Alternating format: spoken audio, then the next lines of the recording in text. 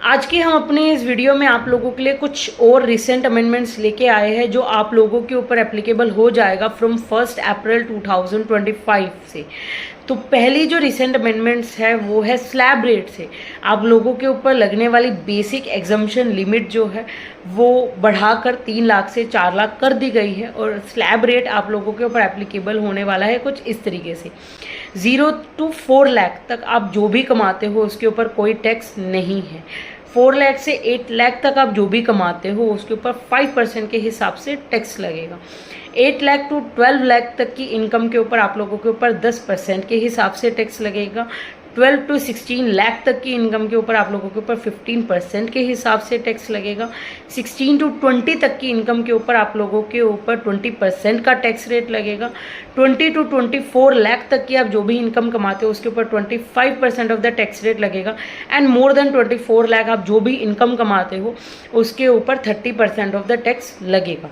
लेकिन यहाँ पे बहुत इंपॉर्टेंट कॉन्सेप्ट है, दैट इज़ ऑफ 87A की रिबेट जो कि है 60,000 रुपीज़ की।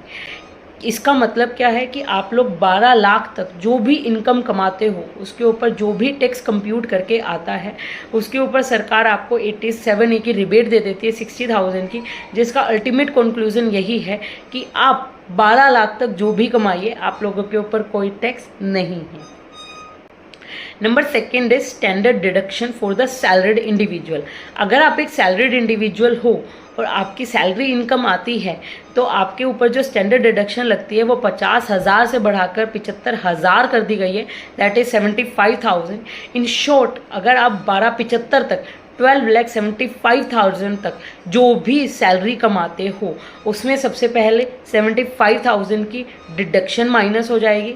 आपकी इनकम बनी 12 लाख और 12 लाख का आपके ऊपर जो भी टैक्स लगेगा उसके ऊपर आपकी 87A की रिबेट के अकॉर्डिंग फुल टैक्स आपका एग्जम्प्ट हो जाएगा। इसका मतलब 12,75,000 फॉर द सैलरीड इंडिविजुअल आप लोगों के लिए टैक्स फ्री रहेगा। Number third is TDS deduction on dividend income.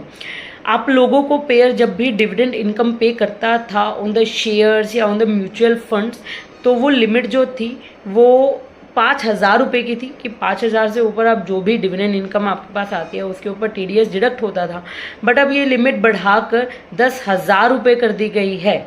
तो अब आप लोग 10,000 से जो भी इनकम ऊपर कमाते हो उसके ऊपर तो आप लोगों को 10% का TDS डिडक्ट होके ही आएगा। लेकिन 10,000 तक आप जो भी डिविडेंड इनकम कमाते हो उसके ऊपर कोई भी TDS की डिडक्शन नहीं होगी। पूरा का पूरा डिविडेंड जो है वो आप लोगों को मिल जाएगा इन हैंड।